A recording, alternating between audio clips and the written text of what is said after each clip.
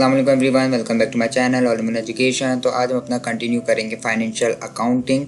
बहुत टाइम के बाद हम फाइनेंशियल अकाउंटिंग की वीडियो बना रहे हैं। तो आज हम फाइनेंशियल अकाउंटिंग में एक न्यू टॉपिक शुरू करने वाले हैं जिसका नाम है इन्वेंट्री मैनेजमेंट।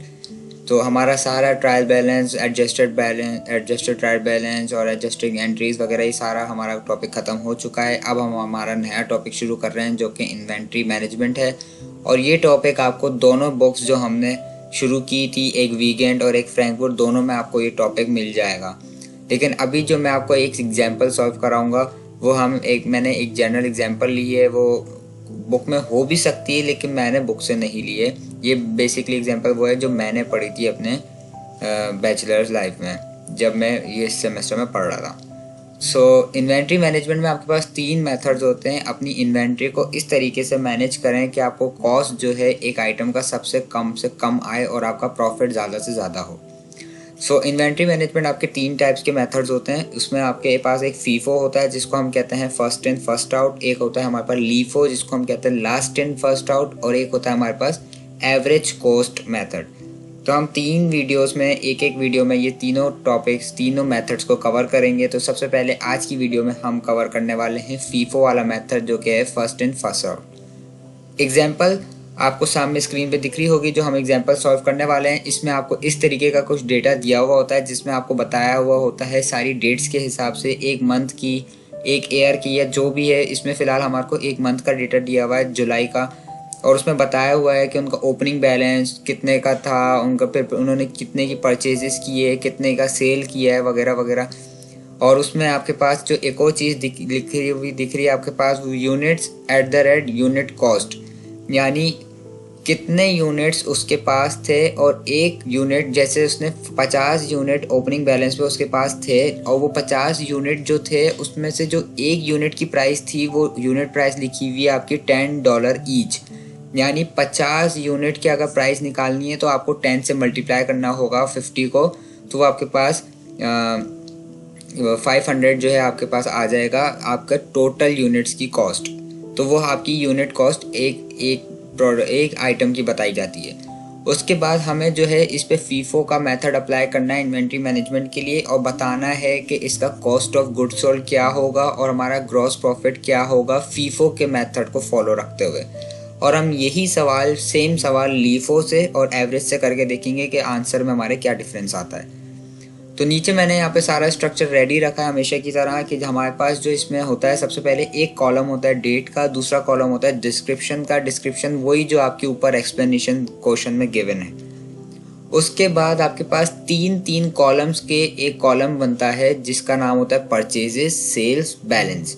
और उन तीनों में आपके पास 3 कॉलम होंगे यूनिट्स, यानी कितने यूनिट्स आपने बेचे या खरीदे, और एट द रेट यानी कितने यूनिट प्राइस पे खरीदे, और अमाउंट उसको मल्टीप्लाई करके जो अमाउंट आएगी।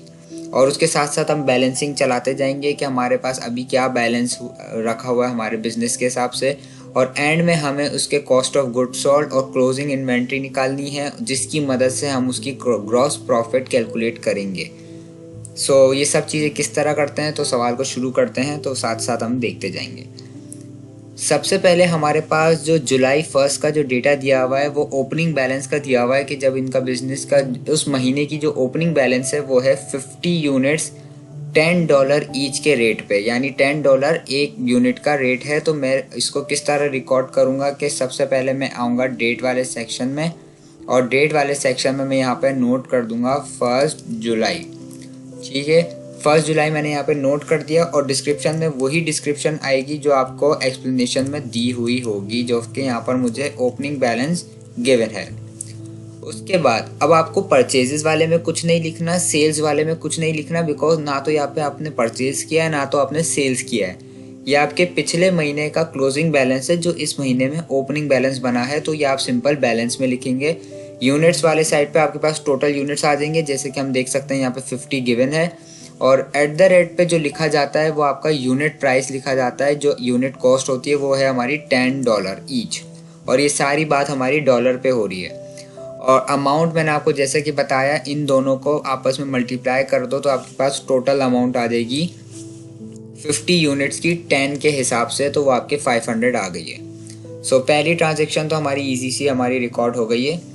तो दूसरी हमारे पास आएगी 5 जुलाई। हम यहाँ पे डेट डाल देते हैं और 5 जुलाई को हमारे पास क्या हुआ है, हमने की थी परचेजेस। तो परचेजेस हमने की थी। अब हम परचेजेस की थी तो हम परचेजेस वाले कॉलम पे इसको बैलेंस पे तो आएगा ही आएगा, लेकिन अगर परचेज किए तो फिर परचेज वाले कॉलम पे लिखना है, सेल्स किया तो सेल्स वाले कॉलम में लिखना है, और अगर बैलेंस है तो खाली बैलेंस में आएगा। अब आपने परचेज क्या किया है, परचेज किए हैं मैंने 30 यूनिट्स 12 के रेट पे, यानी $12 ईच, और उसका अमाउंट बन जाता है, वो हम कैलकुलेट करेंगे 12 मल्टीप्लाई बाय आपका 30। तो इसमें आपका कैलकुलेटर का काम हो सकता है, नहीं तो अगर आपकी छोटी मोटी कैलकुलेशंस है तो वो आप अपने माइंड से भी कर सकते हैं। ठीक है, सो परचेजेज आपके यहाँ पे होगा 30 यूनिट्स 12 के रेट पे, 360 अमाउंट इसका बना है। जो सबसे पहले आपके पास जो बैलेंस में ऊपर लिखे हुए थे, आपके पास जो पहले से यूनिट्स पड़े हैं वो तो आएंगे ही आएंगे बिल्कुल एज इट इज़, क्योंकि वो अभी आपने बेचे नहीं हैं, वो अभी तक आपके पास रखे हुए हैं। उसी के साथ अभी जो आपने नए यूनिट्स जो परचेज़ किए हैं वो आपके पास ऐड ऑन हो जाएंगे, और उसको अलग इसलिए लिखेंगे अलग रो में क्योंकि वो डिफरेंट रेट पे हमने परचेज़ किए हैं और ऊपर वाले डिफरेंट रेट पे परचेज़ किए हैं। तो आइटम्स अलग अलग भी हो सकते हैं, एक ही आइटम डिफरेंट रेट्स के हिसाब से भी हो सकता है, तो ये आप अलग अलग मेंशन करते हैं। सो अगली डेट पे आ जाते हैं 9 जुलाई पे। 9 जुलाई पे भी हमने परचेजिंग की है, तो हम इस पर भी लिख देते हैं परचेजेस। और हमने क्या किया है, 60 यूनिट्स परचेज किए हैं हमने 9 के रेट पे, और इसको अगर हम निकालें 9 मल्टीप्लाई बाई 60 तो ये हमारे पास आ चुका है 540 टोटल अमाउंट। तो 540, और इसी को भी हम इसी तरह मेंशन करेंगे 50 10 500, ये एज इट इज़ आ जाएगा। 360 12 30 ये एज इट इज़ आ जाएगा। और अब जो हमने नई चीज़ परचेज़ की है वो हम लिख देंगे 60 यूनिट्स हमने परचेज़ किए थे 9 के रेट पे, 540 बन रहा था टोटल। अब ये सिंपल ऐसे चलता रहेगा जब तक आपके पास सेल्स नहीं आ जाती। अब जैसे कि हमारे पास 13 जुलाई को पहली सेल हुई है, ठीक है, हमने 13 जुलाई को पहली सेल्स की है, और अब हम लिखेंगे इसको सेल्स वाले पार्ट में। लेकिन अब हम जो परचेजेस वाले को डायरेक्ट लिख रहे थे, जितने यूनिट्स परचेज किए जितने रेट पे, सेल्स को हम नहीं लिख सकते ऐसे, क्योंकि वो तो जो हमारे को डेटा दिया हुआ है वो बेसिकली ये बताया हुआ है कि हमने 70 यूनिट्स बेचे हैं $18 के रेट पे, लेकिन हम तो कैलकुलेट कर रहे हैं यहाँ पे कॉस्ट ऑफ गुड्स सोल्ड और ग्रॉस प्रॉफिट। उसके लिए तो हमें वो अमाउंट चाहिए जिस पे हमने बेचा है, जो उसका कॉस्ट ऑफ गुड्स सोल्ड था, जितने का वो अमाउंट हमें पड़ा था, तो वो हमें रेट यहाँ पे मेंशन करना होता है। और वो किस तरह करेंगे कि जैसे फॉर एग्जांपल हमने यहाँ पे सेल्स किया है 70 यूनिट, 70 यूनिट बेचे हैं। अब चूंकि ये फीफो मेथड है, फर्स्ट इन फर्स्ट आउट, वो क्या कहता है कि जो सामान आपके पास सबसे पहले रखा हुआ था वो सबसे पहले बेचो। जैसे फॉर एग्जांपल ओपनिंग बैलेंस में सबसे पहले कौन से यूनिट्स पड़े हुए थे हमारे पास, 50 यूनिट्स। तो अगर आप कोई चीज़ बेच रहे हो तो बेचो भी सबसे पहले वही वाली चीज़ जो आपके पास पहले रखी हुई थी। तो अब हमने क्या करना है, 70 यूनिट्स बेचने हैं, लेकिन हमारे पास 10 के रेट पे 50 यूनिट्स अवेलेबल हैं। तो पहले तो आप सबसे पहले 50 यूनिट्स को पूरा का पूरा दे दो। अब उसके बाद 50 देने के बाद एड ऑन अभी आपके पास कितने बचे हैं, 20 और यूनिट्स चाहिए। तो अब आप 20 अलग से, अब आप देखो 50 के बाद कौन सा पहले आया था, वो आया था 30 यूनिट्स वाला। अब ये है 30 यूनिट्स, लेकिन मुझे चाहिए सिर्फ 20 यूनिट्स। तो अब मैं 30 में से 20 यूनिट्स ले लूँगा 12 के रेट पे। तो 20 यूनिट्स 12 के रेट पे, अब मैं अगर इसको कैलकुलेट करूँ तो ये हो जाएगा 240। आपको ये चीज़ समझ आई। 50 यूनिट्स एज इट इज़ ले लिए पूरे 500 जो अमाउंट बन रही थी, लेकिन 30 में से हमें सिर्फ 20 रिक्वायर्ड थे, क्योंकि टोटल हमें 70 यूनिट्स सेल किए हैं हमने। ठीक है, तो ये हमारी एक्चुअल कॉस्ट थी जो प्रोडक्ट की हमने इसको सेल आउट की है। जो हमारे पास डेटा में गिवन है ये हमारी प्रॉफिट के साथ लिखी हुई है। प्रॉफिट तो अभी हमने कैलकुलेट करना है, ग्रॉस प्रॉफिट। ठीक है, अब आपके पास सेल हुई है तो अब आपके पास जो है बैलेंस सेम नहीं रहेगा। 50 यूनिट वाला आपके पास कम्प्लीटली सोल्ड आउट हो गया, तो अब आपके पास मेंशन नहीं होगा। 30 यूनिट्स में से आपने 20 यूनिट सोल्ड कर लिए, तो अब ये आ जाएगा 10 यूनिट और 12 के रेट पे। तो अब आप इसको 10 12 जा 120 हो जाएगा ये। उसी के साथ आपके पास 60 वाले को हमने छेड़ा भी नहीं है, तो वो बिल्कुल एज इट इज़ ऐसे ही लिखा जाएगा। होपफुली आपको ये पॉइंट समझ आ गया होगा। तो अगर नहीं भी आया तो अब हम अगली रिकॉर्ड करेंगे जब आ जाएगा। तो 23 जुलाई को हमारे पास अगली परचेज़ हुई है, और वो परचेज़ हुई है 40 यूनिट्स की $8 के रेट पे। और अगर हम इसको आपस में मल्टीप्लाई करते हैं तो ये हमारे पास बन जाता है $320। ठीक है, तो हमारे पास ये सबसे पहले तो ये एज इट इज़ लिखा जाएगा जो हमारे पास पुराना डेटा है, और उसी के साथ हमारे पास फिर जो है नया डेटा जो हमने अभी परचेज़ किया है वो ऐड हो जाएगा। ठीक है, अब इसी के साथ हमारे पास एक अगली डेट पे जो कि है 26 जुलाई को भी हमारे पास यहाँ पे हुई है परचेजिंग। 26 जुलाई को भी हम यहाँ पे लिख देते हैं परचेजेस। कितने यूनिट्स हमने परचेज किए हैं? 20 यूनिट 16 के रेट पे, 20 यूनिट 16 के रेट पे हमने परचेज किए हैं। और अगर हम इसको मल्टीप्लाई करा दें तो हमारे पास टोटल अमाउंट आ जाएगी 320। ऊपर वाले तीनों को मैं एज इट इज़ लिख देता हूँ, तो हमारा पुराना डेटा, और उसी के साथ फिर हम जो है नया डेटा भी लिख देंगे जो कि है 320 16 के रेट पे 20 यूनिट्स। अब 13 जुलाई को हमारे पास हुई है सेल्स हमारे पास फिर से आई है। अब हमारे पास कितनी सेल्स हुई है? अब हुई है 90 यूनिट्स की सेल। अब हमें 90 यूनिट्स बेचने हैं, तो सबसे पहले तो ये 10 यूनिट्स पूरे चले जाएंगे जो कि एज इट इज़ 10 यूनिट्स 12 के रेट पे 120 बनेंगे। उसके बाद अब बचे हमारे पास रिमेनिंग 80 यूनिट्स। अब 80 यूनिट्स है, उसके बाद फीफो के हिसाब से सबसे पहले आया है 60 यूनिट वाला। यानी फीफो है तो आपको टॉप टू डाउन चलना है, और अगर लीफो है तो डाउन टू टॉप चलना है। तो लीफो का तो हम अगले वीडियो में देखेंगे, लेकिन फीफो है सो आप ऊपर से लेते हुए शुरू कराएं कि जो पहले आ रहा है आप उसको बेचें।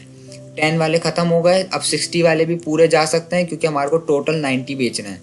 सो 69 के रेट पे 540 हो जाएगा। अब ये टोटल कितना होगा? 60 + 10 70। अभी भी हमारे पास $20 यूनिट्स चाहिए। अब हम 40 वाले में से 20 यूनिट्स को सोल्ड आउट कर देंगे 8 के रेट पे, जो कि बन जाएगा मल्टीप्लाई बाय 160। तो अब हमारे पास रिमेनिंग कितने रह गए? 40 में से हमने 20 को सोल्ड कर दिया, तो ये बचेगा अब 20, और ये भी हो जाएगा 160। और 20 वाले जो रिमेनिंग थे वो तो एज इट इज़ लिखे हुए हैं, उसको तो हमने कुछ किया ही नहीं। सो ये हमारे पास फाइनल जो है डेटा बनेगा। अब हमारे को सबकी टोटल्स निकालनी है, तो टोटल हम जो है डायरेक्ट निकाल सकते हैं। ये टोटल हो गई यूनिट्स जो आपने परचेज़ किए, तो टोटल यूनिट्स परचेज करने के लिए आप इन सबको ऐड ऑन कर दें जो आपकी सारी पूरी कॉलम में आप परचेजेस आई हैं। 30 + 60 + 40 + 20, तो 30 + 60 90, और ये 130 130 140 150 आपके पास ये हो जाएगा टोटल यूनिट्स। इस महीने में टोटल यूनिट्स जो आपने परचेज किए हैं वो हैं 150। और अमाउंट कितना था? अमाउंट हम यहाँ पे कैलकुलेट कर लेते हैं, तो आप भी कैलकुलेटर से कर सकते हैं। मैं यहाँ पे फॉर्मूला लगा देता हूँ, और इसलिए 320 540 और 360। तो 1540 की हमने परचेजिंग की थी इस महीने, और हमने जो उसको बेचा है, जो रेट टू रेट बेचा था, बेसिकली जो कॉस्ट ऑफ गुड्स सोल्ड हमारा जो था उस हिसाब से हमने बेचा है। तो अगर उसमें देखते हैं हमारा कितना डिफरेंस आया है, तो सबसे पहले मैं अगर यहाँ पर निकाल दूँ सेल आउट यूनिट्स के, हमने कितने यूनिट्स बेचे हैं इस महीने, सो उसमें भी मैं सम का फॉर्मूला लगा देता हूँ। आप डायरेक्ट भी कैलकुलेट कर सकते हैं, नहीं तो आप कैलकुलेटर भी यूज़ कर सकते हैं। सो ऊपर तो हमारे पास कोई सेल नहीं थी, तो ये हमारे पास 160 यूनिट्स हमने सेल आउट किए हैं। यानी 150 हमने परचेज किए थे, लेकिन 160 हमने सोल्ड आउट किए हैं। यानी हमारे ओपनिंग बैलेंस से सिर्फ ओपनिंग बैलेंस में जो 50 यूनिट थे उसमें से भी 10 यूनिट बिक गए हैं। इस महीने हमारी सेल ज़्यादा हुई है, ऐसे कह सकते हैं। परचेज जो किए थे वो तो बिक गए, उसके अलावा सेल्स ओपनिंग बैलेंस में से भी बिके हैं। ओपनिंग बैलेंस तो एक तरीके से अगर फीफो में देखा जाए तो ख़त्म ही हो जाता है आपका, क्योंकि ये फीफो के हिसाब से। और अगर हम इसकी अमाउंट निकालें कि हमारे को हमने कितनी की सेल की है, सो इसके लिए हम सबको प्लस कर देंगे, तो ये हमारे पास आ गया 1560। अब ये देखें, हालांकि हमने जितने की परचेज की थी उसकी कॉस्ट ऑफ गुड्स सोल्ड निकाली है, तो वो भी $20 ज़्यादा आ रही है। वो इसलिए क्योंकि हमने कहीं पे परचेज किसी और रेट पे किया था, लेकिन बेचा उसको किसी और रेट पे है, तो इस वजह से ये डिफरेंस आता है। लेकिन ये तो है हमारा कॉस्ट ऑफ गुड्स सोल्ड, लेकिन हमें क्या निकालना है? इसका ग्रॉस प्रॉफिट, कि हमारे पास कितने का प्रॉफिट हुआ है ग्रॉस, बिना एक्सपेंसेस निकाले। सो सबसे पहले मैं यहाँ पे टोटल यूनिट्स लिख देता हूँ। बैलेंस में हमारी जो थी उसको मैं सिंपल सम का फॉर्मूला लगा देता हूँ इधर। ठीक है, सबको आपस में ये होगा हमारे पास 620 यूनिट्स थे बैलेंस में। और जो हमारे पास अमाउंट, बल्कि यूनिट हमारे पास सारे नहीं आएंगे, यूनिट हमारे पास वो आएंगे जो अभी हमारे पास बैलेंस रिमेनिंग है। अब हमारे पास 40 यूनिट्स रह गए हैं क्लोजिंग में, जो कि अगले महीने की ओपनिंग बनेगी। जैसे ये महीना स्टार्ट हुआ था जब हमारा उन्होंने ओपनिंग में दिया हुआ था 50 यूनिट्स के हमारे पास पिछले महीने के बचे हुए थे, तो इस महीने हमारे बच गए 40 यूनिट्स जो अगले महीने काम आएंगे। और अमाउंट जो बची है, अमाउंट इन दोनों का आप ऐड कर लें 320 प्लस 160, जो कि आपके पास हो जाएगा 480। तो हमारे पास जो क्लोजिंग इन्वेंट्री आई है, ये CI stand for closing inventory, वो आई है $480, जो कि हमारे अगले महीने यूज़ होगी। ठीक है, अब इसी के साथ हमारे पास और ये COGS means cost of goods sold, जो आपका सेल वाली होती है अमाउंट, वो होती है कॉस्ट ऑफ गुड्स सोल्ड। अब हमने निकालनी है इसकी जो है ग्रॉस प्रॉफिट। ग्रॉस प्रॉफिट का अगर आप लोगों को याद हो फॉर्मूला होता था टोटल सेल्स में से कॉस्ट ऑफ गुड्स सोल्ड को सब्ट्रैक्ट कर दो तो आपके पास ग्रॉस प्रॉफिट आ जाता था। अब टोटल सेल हमारे को वो चाहिए जिस रेट पे हमने लोगों को सामान बेचा है। ये तो वो रेट है जो रेट पे हमने ख़रीदा था और बेचा है, एक्चुअल कॉस्ट निकालिए। लेकिन अब हमें वो वाली कॉस्ट निकालनी है जिसमें हमने प्रॉफिट के साथ बेचा है। तो वो कॉस्ट कैसे निकलेगी? वो कॉस्ट निकलेगी हमारी डेटा में से। यानी 70 यूनिट्स बेचे थे 18 के रेट पे, तो हम यहाँ पर सिंपल निकालेंगे 17, मैं यहाँ पे निकाल देता हूँ डमी, 17 मल्टीप्लाई बाय 18, ये आ गया 1260। और एक और सेल हुई है, जितनी भी सेल हुई होंगी उन सबका आप डेटा एक तरफ लिख लें। 90 यूनिट सोल्ड हुए थे 19 के रेट पे, 90 यूनिट सोल्ड हुए थे 19 के रेट पे। अब इन दोनों को आपस में ऐड कर लें तो आपके पास टोटल सेल आ जाएगी 1260 प्लस आपके पास 1710, ये आ चुका आपके पास 2970। टोटल सेल्स आपके पास आई है 2970। अब आपको कॉस्ट ऑफ गुड्स सोल्ड निकालने की ज़रूरत नहीं है, cost of goods sold already आपका टेबल में लिखा हुआ है जो कि है 1560। तो कॉस्ट ऑफ गुड्स सोल्ड 1560, जब सेल्स में से मैंने कॉस्ट ऑफ गुड्स सोल्ड को माइनस किया है, ऑटोमेटिक फार्मूला लगा हुआ था इसलिए उसने कैलकुलेट कर दिया। 2970 में से जब आप 1560 को सब्ट्रैक्ट करेंगे तो आपका ग्रॉस प्रॉफिट आ जाएगा $1410। $1410 फीफो के मेथड को यूज़ करते हुए हमारा ग्रॉस प्रॉफिट बन रहा है। अब आप इसमें से अगर फर्दर एक्सपेंसेस निकालते हैं, अपने बिल्स वगैरह, रेंट एक्सपेंस, तो सारा आपका फिर नेट प्रॉफिट आ जाता है, जो कि हमने इनकम स्टेटमेंट वगैरह बनाते हुए देखा है। लेकिन अभी हमारा खाली यहीं तक पूछा जाता है कि वैसे तो आपका ग्रॉस प्रॉफिट भी बहुत कम पूछा जाता है, लेकिन मैंने इसलिए करा दिया कि बाज़ औक़ात यूनिवर्सिटीज़ वगैरह में पूछ लिया जाता है एग्ज़ाम वगैरह में। सो आपको पता होना चाहिए कि ग्रॉस प्रॉफिट किस तरह निकल रहा है, वरना ज़्यादातर सवाल यहीं तक पूछा जाता है कि इसका कॉस्ट ऑफ गुड्स सोल्ड क्या होगा, जो कि आपको टेबल में आसानी से दिख रहा है।